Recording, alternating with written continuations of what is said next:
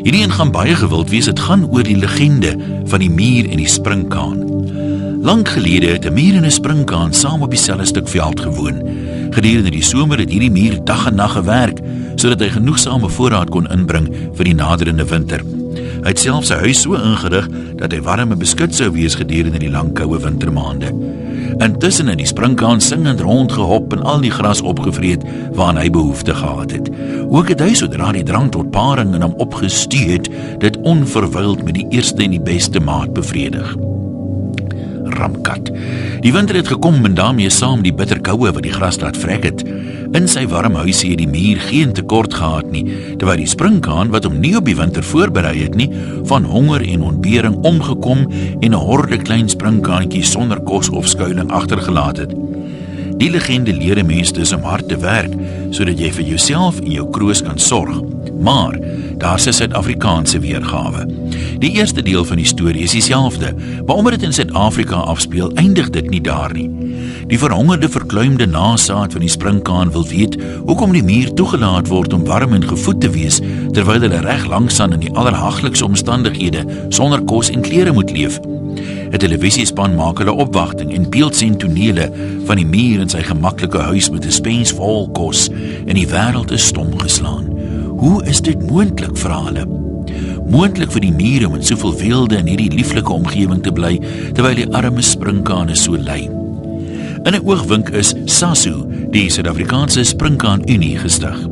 Hulle kla die mier aan vir spesiediskriminasie en beweer dat die springkane slagoffers is van 30 miljoen jaar se groen onderdrukking. Hulle loods 'n protesoptog voor die mier se huis en breek omtrent die hele straat af. Tydens 'n televisieonderhoud sê hulle almal dat indien daar nie gehoor gegee word aan hulle eise nie, hulle gedwing sal wees tot kriminele lewens. Net vir oefening steel hulle een van die TV-span se bagasie, vermoor die bestuurder en kaap die span se voertuig. Die GHK, die Gryp en Herverdeel Kommissie, regverdig hierdie gedrag deur te sê dat dit die nalatenskap is van die mier se diskriminasie teenoor en onderdrukking van die springkane. Hulle eis dat die mier die springkane om verskoning vra vir alles wat hulle aangedoen het en dat hulle die springkane vergoed vir alles wat nog ooit deur die geskiedenis heen aan 'n springkaan gedoen is.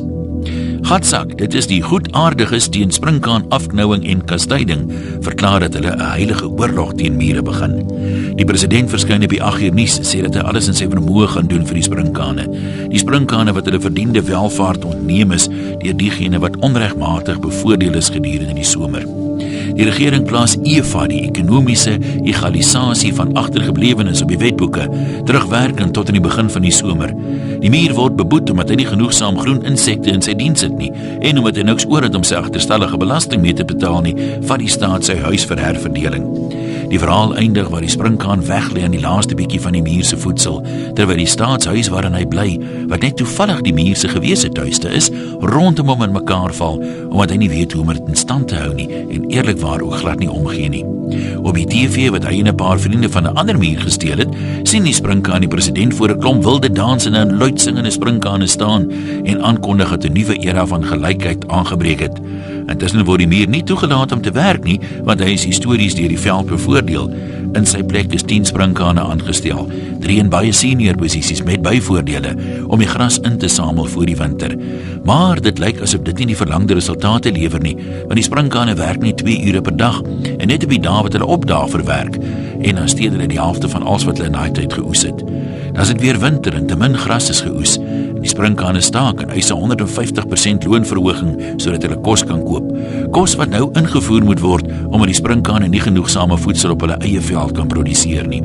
Die mier pak sy tassies en emigreer na 'n ander veld waar hy 'n hoogs suksesvolle voedselmaatskappy begin en 'n miljonair word deur kos uit te voer na sy ou veld toe.